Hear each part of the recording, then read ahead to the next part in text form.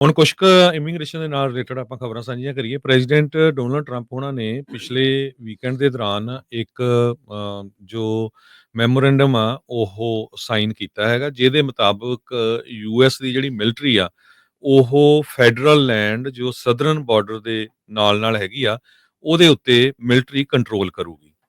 हुँ, ਸੋ Washington post ਨੇ ਪਿਛਲੇ ਮਹੀਨੇ ਵੀ ਇਹ ਰਿਪੋਰਟ ਕੀਤਾ ਸੀ ਵੀ potentially US military direct contact with migrants ਹੋਊਗੀ ਆਉਣ ਵਾਲੇ ਸਮੇਂ 'ਚ। ਇਹ ਬਿਲਕੁਲ ਜੋ ਮੈਮੋ ਉਹਨਾਂ ਨੇ ਡਾਇਰੈਕਟ ਕੀਤਾ ਆ ਇੰਟੀਰੀਅਰ ਡਿਪਾਰਟਮੈਂਟ ਨੂੰ, ਉਹ ਤੋਂ ਇਹ ਕੁਝ ਲੱਗ ਰਿਹਾ ਆ। ਸੋ ਜਦੋਂ ਮਿਲਟਰੀ ਬਫਰ ਜ਼ੋਨ ਬਣਾਇਆ ਜਾਊਗਾ, ਬਣੇ ਗਿਆ ਕਿਉਂਕਿ ਉਹਨਾਂ ਨੇ ਆਲਰੇਡੀ ਐਗਜ਼ੀਕਿਊਟਿਵ ਆਰਡਰ ਜਾਰੀ ਕਰ ਦਿੱਤਾ ਆ। हुँ, ਉਹਦੇ ਮੁਤਾਬਕ ਯੂਐਸ ਮੈਕਸੀਕੋ ਬਾਰਡਰ ਜੋ ਐਰੀਜ਼ੋਨਾ, ਕੈਲੀਫੋਰਨੀਆ ਤੇ ਨਿਊ ਮੈਕਸੀਕੋ ਦੇ ਵਿੱਚ ਆ, ਜਿਹੜੇ ਵੀ ਨਵੇਂ ਮਾਈਗ੍ਰੈਂਟ ਜੇ ਕ੍ਰਾਸ ਹੋ ਕੇ ਆਉਂਦੇ ਆ, ਉਹਨਾਂ ਨੂੰ ਮਿਲਟਰੀ ਬੇਸ ਦੇ ਵਿੱਚ ਲਿਜਾਇਆ ਜਾਊਗਾ, ਕਿਉਂਕਿ ਉਹ ਹੁਣ ਲੈਂਡ ਜਿਹੜੀ ਆ ਮਿਲਟਰੀ ਦੇ ਅੰਡਰ ਹੈਗੀ ਆ। ਉਹ ਤੋਂ ਬਾਅਦ ਫਿਰ ਉਹਨਾਂ ਦੀ ਮਰਜ਼ੀ ਹੋਊਗੀ ਕਿਸ ਟਾਈਮ ਦੇ ਉੱਤੇ ਉਹਨਾਂ ਨੇ ਯੂਐਸ ਬਾਰਡਰ ਪੈਟਰੋਲ ਏਜੰਟਸ ਨੂੰ ਉਹ ਲੋਕਾਂ ਨੂੰ ਦੇਣਾ ਹੈਗਾ ਆ। ਨੈਸ਼ਨਲ ਤੇ ਮਿਲਟਰੀ ਐਕਸਪਰਟ ਜੋ ਆ ਉਹ ਇਹਦੇ ਬਾਬਤ ਕਈ ਕੰਸਰਨ ਵੀ ਹੈਗੇ ਆ। ਕਹਿੰਦੇ ਵੀ ਇੱਕ ਐਕਟ ਹੈਗਾ 1878 ਦਾ, ਪੋਜ਼ੀ ਕੋਮਿਟੇਟਿਸ ਐਕਟ, ਇਹ ਉਸ ਨੂੰ ਵਾਇਲੇਟ ਕਰਦਾ ਆ ਵੀ ਯੂਜ਼ਲੀ ਜਿਹੜੀ ਮਿਲਟਰੀ ਹੁੰਦੀ ਆ ਉਹ ਡੋਮੈਸਟਿਕ ਲਾ ਐਨਫੋਰਸਮੈਂਟ ਨੂੰ ਯੂਜ਼ ਨਹੀਂ ਕੀਤੀ ਜਾਂਦੀ ਹੈਗੀ। ਪਰ ਟਰੰਪ ਉਹਨਾਂ ਨੇ ਹੁਣ ਆਲਰੇਡੀ ਸਾਈਨ ਕਰ ਦਿੱਤਾ ਐਗਜ਼ੀਕਿਊਟਿਵ ਆਰਡਰ। ਸੋ ਇਹਦੇ ਨਾਲ ਕਹਿੰਦੇ department of defence, interior, agriculture ਤੇ ਹੋਮਲੈਂਡ ਸਿਕਿਉਰਿਟੀ ਚਾਰੇ ਡਿਪਾਰਟਮੈਂਟਾਂ ਨੂੰ ਇਹ ਡਾਇਰੈਕਟ ਕੀਤਾ ਗਿਆ ਹੈਗਾ। हुँ, जी।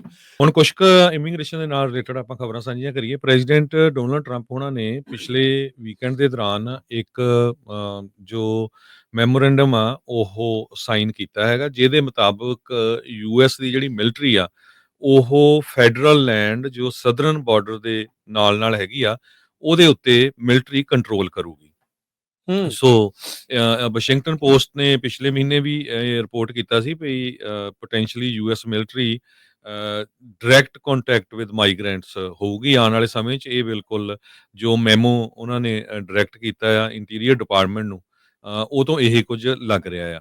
ਸੋ ਜਦੋਂ ਮਿਲਟਰੀ ਬਫਰ ਜ਼ੋਨ ਬਣਾਇਆ ਜਾਊਗਾ, ਬਣੇ ਗਿਆ ਕਿਉਂਕਿ ਉਹਨਾਂ ਨੇ ਆਲਰੇਡੀ ਐਗਜ਼ੀਕਿਊਟਿਵ ਆਰਡਰ ਜਾਰੀ ਕਰ ਦਿੱਤਾ ਆ। हुँ, ਉਹਦੇ ਮੁਤਾਬਕ ਯੂਐਸ ਮੈਕਸੀਕੋ ਬਾਰਡਰ ਜੋ ਐਰੀਜ਼ੋਨਾ, ਕੈਲੀਫੋਰਨੀਆ ਤੇ ਨਿਊ ਮੈਕਸੀਕੋ ਦੇ ਵਿੱਚ ਆ, ਜਿਹੜੇ ਵੀ ਨਵੇਂ ਮਾਈਗ੍ਰੈਂਟ ਜੇ ਕ੍ਰਾਸ ਹੋ ਕੇ ਆਉਂਦੇ ਆ, ਉਹਨਾਂ ਨੂੰ ਮਿਲਟਰੀ ਬੇਸ ਦੇ ਵਿੱਚ ਲਿਜਾਇਆ ਜਾਊਗਾ, ਕਿਉਂਕਿ ਉਹ ਹੁਣ ਲੈਂਡ ਜਿਹੜੀ ਆ ਮਿਲਟਰੀ ਦੇ ਅੰਡਰ ਹੈਗੀ ਆ।